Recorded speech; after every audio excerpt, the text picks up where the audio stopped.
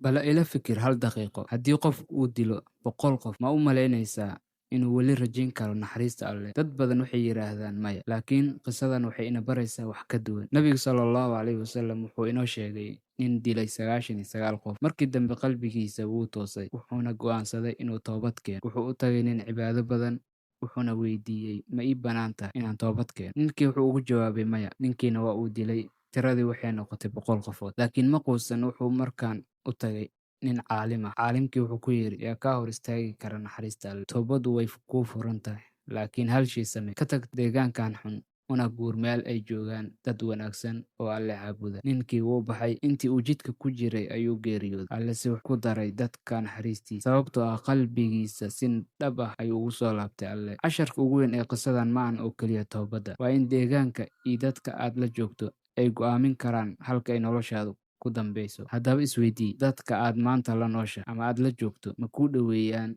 Alle mise way kaa fogeynayaan? Jawaabtaada ku qor commenti. Muuqaalkana like saar, kuna soo biir Mohan Usman.